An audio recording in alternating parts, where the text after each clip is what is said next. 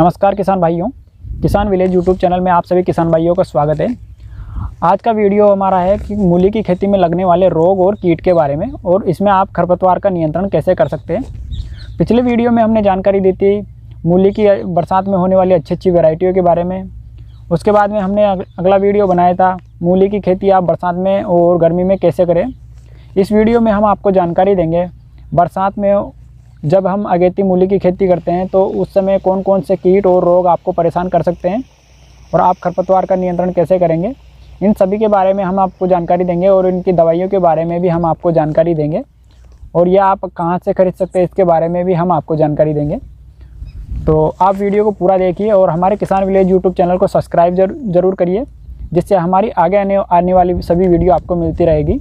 अगर आप मूली की खेती करने वाले हैं या करना चाहते हैं तो आपको ये जानकारी अवश्य होनी चाहिए कि आपकी मूली की खेती में कौन कौन से रोग लगते हैं, कौन कौन से कीट आपकी फसल को ख़राब कर सकते हैं और आप खरपतवार का नियंत्रण इस फसल में कैसे करेंगे।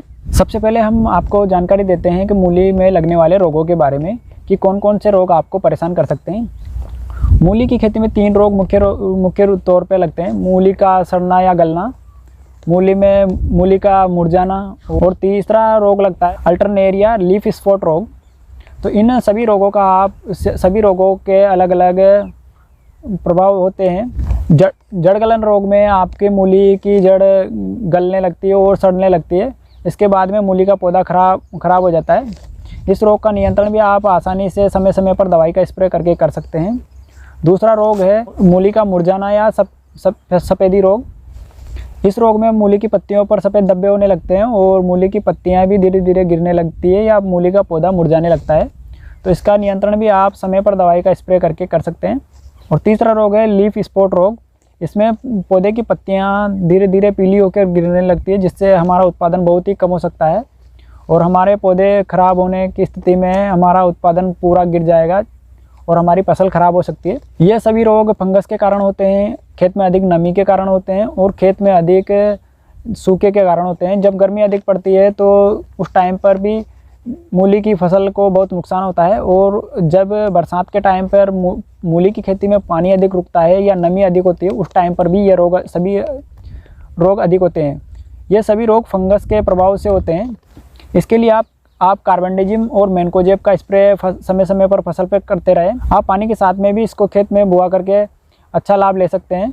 इसके लिए आप यूपीएल के साथ फंगिसाइड का इस्तेमाल कर सकते हैं, जिसमें कार्बेंडाजिम और मैनकोजेब दोनों ही उपस्थित होते हैं। ये बहुत ही अच्छा फंगिसाइड है।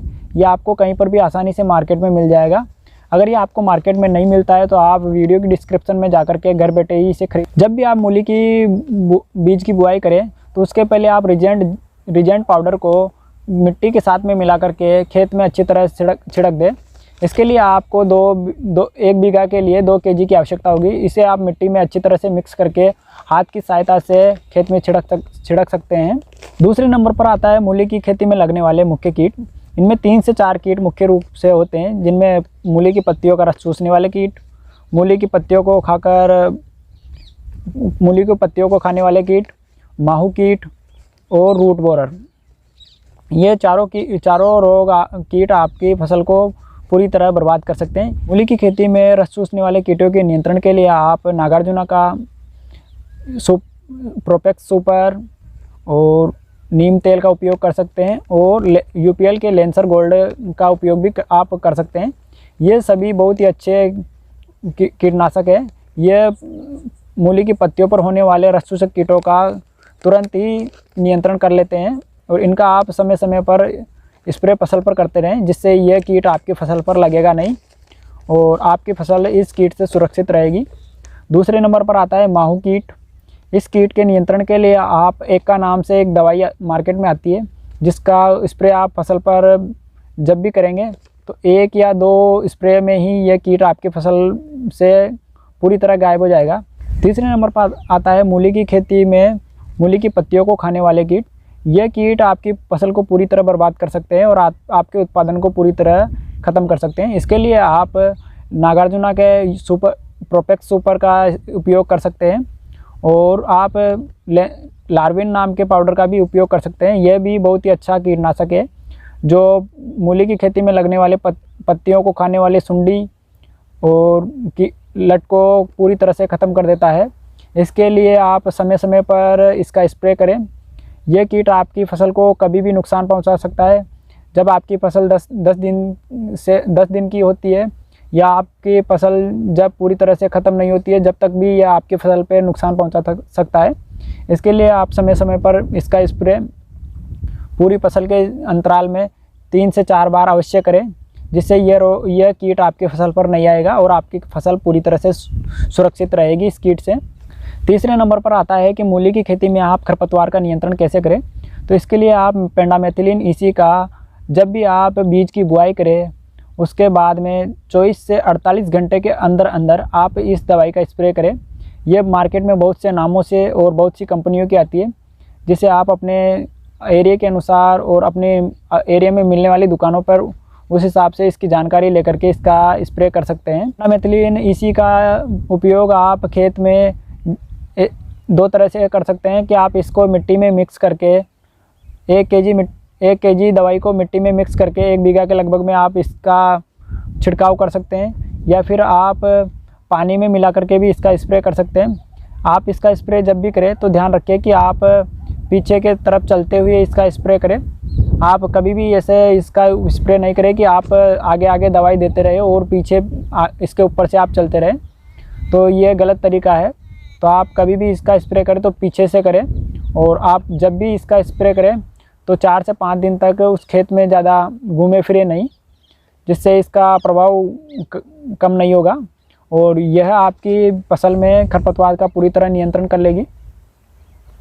और इसका स्प्रे आप हमेशा ध्यान रखें कि 1 से 2 दिन के अंदर अंदर ही करें, जब तक बीज उगने की अवस्था में नहीं हो। बीज उगने के बाद में यह आपके बीज पर भी प्रभाव डाल सकता है, इसलिए इस बात का विशेष तौर पर ध्यान रखें। दवाई का स्प्रे आप जब करें जब खेत में हल्की नमी हो, ज़्यादा सूखे खेत में भी आप इसका स्प्रे नहीं करें। अगर आपको हमारे द्वारा दी गई जानकारी अच्छी लगी है तो आप हमारे वीडियो को लाइक करें और अन्य किसान साथियों के साथ में शेयर ज़रूर करें। और अगर आपको ये सभी दवाइयाँ आपको अपने नज़दीकी मार्केट में आसानी से उपलब्ध नहीं हो पाती है, तो आप वीडियो की डिस्क्रिप्शन में जा कर के इन दवाइयों को ऑनलाइन अपने घर बैठे ही खरीद सकते हैं। हमने आपकी सहायता के लिए ही इनका लिंक वीडियो की डिस्क्रिप्शन में दिया है, तो आप चाहे तो यहाँ से अपनी दवाइयाँ खरीद सकते हैं, और नहीं तो आप सस्ते में, ये कोई भी दवाई ऐसी नहीं है जो आपको अपने नज़दीकी मार्केट में नहीं मिलेगी। तो आप सबसे पहले कोशिश करें कि आपके नज़दीकी मार्केट में अगर ये दवाइयाँ मिल जाए तो आप वहाँ से इनको ख़रीदने की कोशिश करें, और नहीं मिलने की दशा में आप इन्हें ऑनलाइन भी घर बैठे खरीद सकते हैं, जिनका लिंक आपको वीडियो की डिस्क्रिप्शन में मिल जाएगा। आशा करते हैं तो आपको वीडियो अच्छा लगा है। अगर वीडियो अच्छा लगा है तो आप लाइक करें, शेयर करें और हमारे किसान विलेज यूट्यूब चैनल को सब्सक्राइब ज़रूर करें। धन्यवाद। जय जवान जय किसान।